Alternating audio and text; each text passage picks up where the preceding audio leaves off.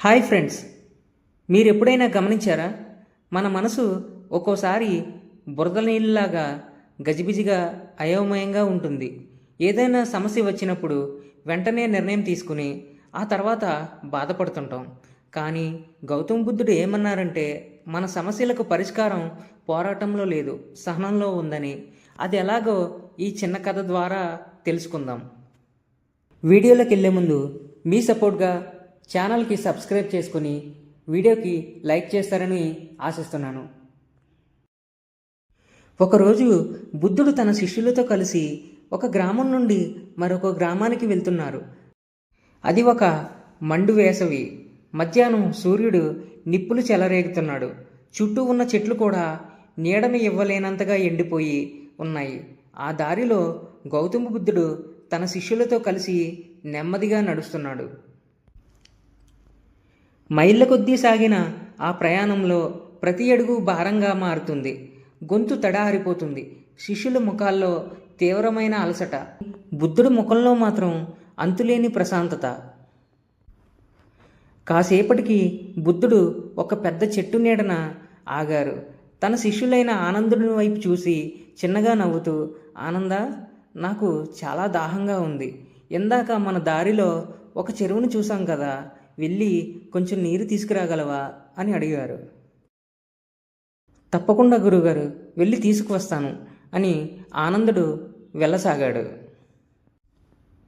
బుద్ధుడి దాహం తీర్చాలనే తపనతో ఆనందుడు వెనక్కి పరిగెత్తాడు. అదిగో చెరువు కనిపిస్తుంది అనుకుంటూ సంతోషంగా దగ్గరికి వెళ్ళాడు.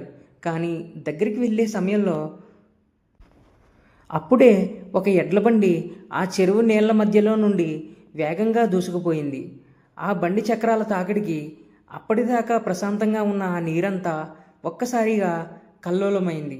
అడుగున ఉన్న బురద పైకి లేచి స్వచ్ఛమైన నీటిని క్షణాల్లో మురికిగా మార్చేసింది. కుళ్ళిన ఆకులు, మట్టి కలిసిపోయి ఆ నీరు తాగడానికి వీలు లేకుండా తయారయ్యాయి. ఆనందుడు వెంటనే ఆగిపోయి చేతిలో ఉన్న ఆ పాత్రను చూసుకున్నాడు. ఎదురుగా ఉన్న బురద నీటిని చూశాడు. అయ్యో, నా గురువుగారికి ఈ అపరిశుభ్రమైన నీటిని ఎలా తీసుకెళ్లగలను అని తనలో తాను మదనపడ్డాడు. ఆశగా వచ్చిన ఆనందుడు భారమైన హృదయంతో ఖాళీ పాత్రతో వెనక్కి వెళ్ళిపోయాడు. కాసేపటి తర్వాత బుద్ధుడు మళ్ళీ ఆనందుడిని పిలిచి అదే చెరువు దగ్గరికి వెళ్ళమన్నాడు. ఆనందుడు వెళ్ళి చూసేసరికి ఆశ్చర్యపోయాడు.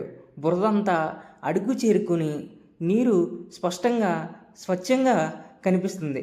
ఆనందుడు వెంటనే ఆ నీటిని తీసుకుని సంతోషంగా బుద్ధుడి దగ్గరికి వచ్చాడు.